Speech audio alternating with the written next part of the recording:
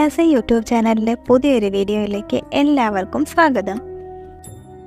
കൂടുതൽ ക്ഷേത്രവിശേഷങ്ങൾക്കായി Kailasa YouTube channel subscribe ചെയ്യുക.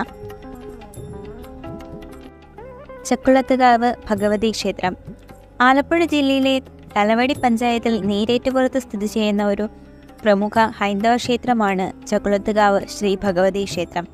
മനദുർഗിയാണ് ഈ ക്ഷേത്രത്തിലെ മുഖ്യപ്രതിഷ്ഠ. ഭദ്രകാളി സങ്കല്പത്തിലും ആരാധനയുണ്ട്. ഉപദേവതകളായി ഗണപതി, ശിവൻ, വിഷ്ണു, സുബ്രഹ്മണ്യൻ, ശാസ്താവ്, ഹനുമാൻ, നവഗ്രഹങ്ങൾ, നാഗദൈവങ്ങൾ, ബ്രഹ്മരക്ഷസ്, യക്ഷിയമ്മ എന്നിവർക്കും പ്രതിഷ്ഠകളുണ്ട്. വൃശ്ചിക മാസത്തിലെ തൃക്കാർത്തിക ദിവസം പ്രസിദ്ധമായ പൊങ്കാല ഇവിടെ നടക്കുന്നു.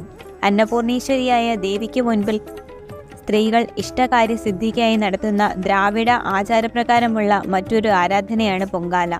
അന്നേ ദിവസം തന്നെയുള്ള കാർത്തിക സ്തംഭം, ലക്ഷദീപം, ധനുമാസത്തിലെ വെള്ളിയാഴ്ചയുള്ള നാരീപൂജ, വിളിച്ചുചൊല്ലിയുള്ള പ്രാർത്ഥന, ലഹരി വിമോചന പ്രതിജ്ഞ തുടങ്ങിയ ചടങ്ങുകളും ഇവിടെയുണ്ട്. കൂടാതെ നവരാത്രിയും ഇവിടെ അതിവിശേഷമായി ആചരിച്ചു വരുന്നു. മധ്യ തിരുവിതാംകൂറിലെ സ്ത്രീകളുടെ ശബരിമല എന്നാണ് ഈ ക്ഷേത്രത്തെ വിശേഷിപ്പിക്കുന്നത്. പട്ടമന എന്നു പേരുള്ള ഒരു നമ്പൂതിരി കുടുംബം വകയാണ് ക്ഷേത്രഭരണം. ആലപ്പുഴ, പത്തനംതിട്ട, കോട്ടയം എന്നീ ജില്ലകളുടെ അതിർത്തിയിൽ പമ്പാ നദിയുടെയും മണിമലയാറിൻ്റെയും സംഗമസ്ഥാനത്താണ് ക്ഷേത്രം സ്ഥിതി ചെയ്യുന്നത്. കാട്ടിൽ വിറക് വെട്ടാൻ പോയ ഒരു വേടൻ തന്നെ കൊത്താൻ വന്ന സർപ്പത്തെ വെട്ടി. പക്ഷേ അത് ചത്തില്ല. പിന്നീട് ഇതേ സർപ്പത്തെ ഒരു കുളക്കരയിൽ പുറ്റിനു മുകളിൽ കണ്ടപ്പോൾ വേടൻ വീണ്ടും അതിനെ ആക്രമിച്ചു. പക്ഷേ ഇത്തവണ പുറ്റുപൊട്ടി ജലപ്രവാഹമുണ്ടായി. അമ്പരന്ന് നിന്ന വേടന് മുമ്പിൽ ഒരു സന്യാസി പ്രത്യക്ഷപ്പെട്ട് അദ്ദേഹത്തെ ആശ്വസിപ്പിച്ചു. ഇതേ സമയം വേടന്റെ കുടുംബവും അവിടെ എത്തിയിരുന്നു. വെള്ളത്തിന് തേനും പാലും കലർന്ന നിറം വരുമ്പോൾ ജലപ്രവാഹം അവസാനിക്കുമെന്ന് സന്യാസി അവരോട് പറഞ്ഞു. പുറ്റിനകത്ത് സാക്ഷാൽ ആദിപരാശക്തി ജലശയനം നടത്തിയ വെള്ളമാണിതെന്നും പുറ്റു പൊളിച്ചു നോക്കിയാൽ ഒരു വിഗ്രഹം കാണാമെന്നും അദ്ദേഹം അവരോട് പറഞ്ഞു. അതിനെ ആരാധിച്ചാൽ സർവ്വ ഐശ്വര്യവും ഉണ്ടാകുമെന്ന് പറഞ്ഞ് പുറ്റ് ഉടച്ച് സന്യാസി വിഗ്രഹം പുറത്തെടുത്തു. അതോടെ അദ്ദേഹം അപ്രത്യക്ഷനുമായി.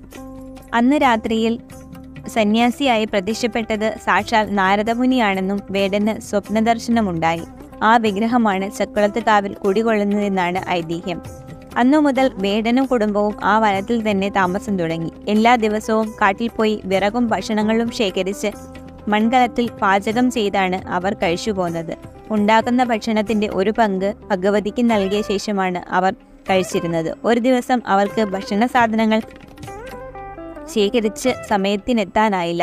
അന്ന് ഭഗവതിക്ക് ഭക്ഷണം നൽകാനായില്ലെന്ന വിഷമത്തിലായിരുന്നു അവർ.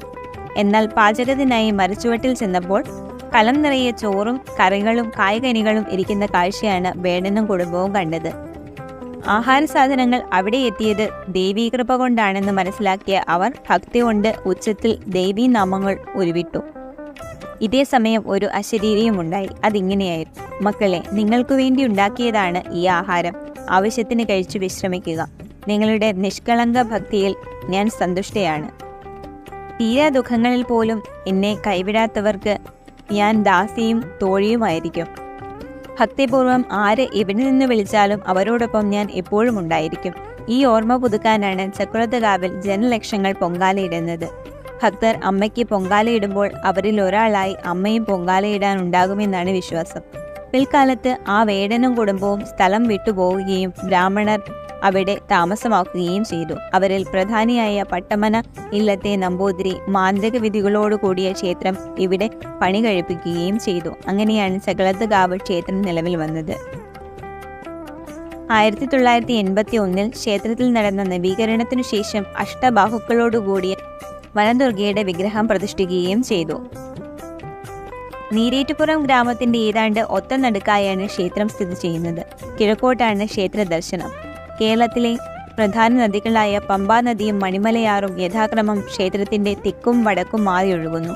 ചിങ്ങമാസത്തിലെ തിരുവോണം നാളിൽ പമ്പാ നദിയിൽ നടത്തിയിരുന്ന നീരേറ്റുപുറം പമ്പാ ജലോത്സവം അതിപ്രസിദ്ധമാണ്.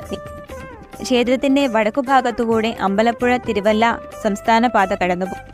ഇവിടെ തന്നെ ക്ഷേത്രത്തിന്റെ പേരെഴുതിയ മനോഹരമായ കവാടവും കാണാം.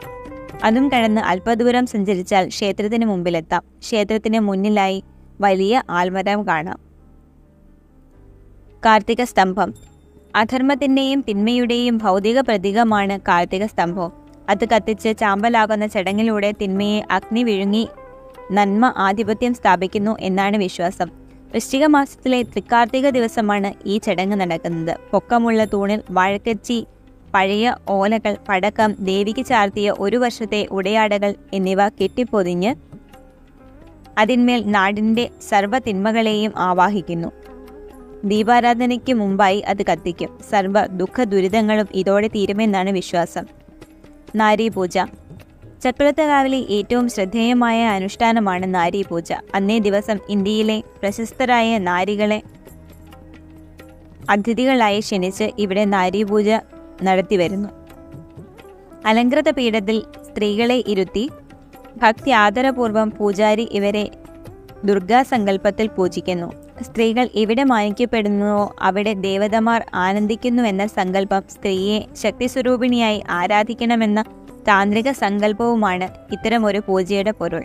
സ്ത്രീയാണ് സൃഷ്ടിയുടെ അടിസ്ഥാനം എന്ന സങ്കല്പത്തിൽ നിന്നാണ് ശാക്തേയർ മഹാദേവിയെ ആരാധിച്ച് ഈ വിശ്വാസപ്രകാരം സ്ത്രീകളെ ലോകമാതാവായ ആദിപരാശക്തിയുടെ പ്രതീകമായി ആരാധിക്കുന്ന ശാക്തേയ പൂജയാണിത്. ചൊവ്വ, വെള്ളി, പൗർണമി, മാസത്തിലെ 1-ാം തീയതി തുടങ്ങിയവയാണ് ഇവിടുത്തെ വിശേഷ ദിവസങ്ങൾ. ഭുവനേശ്വരി പ്രധാനമായ ഞായറും പ്രധാനമാണ്.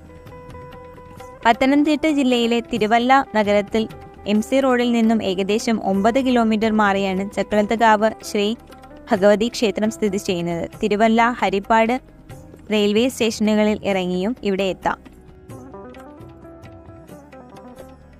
ഞങ്ങളുടെ വീഡിയോകൾ ഇഷ്ടപ്പെട്ടുവെങ്കിൽ ലൈക്ക് ചെയ്യാൻ മറക്കല്ലേ.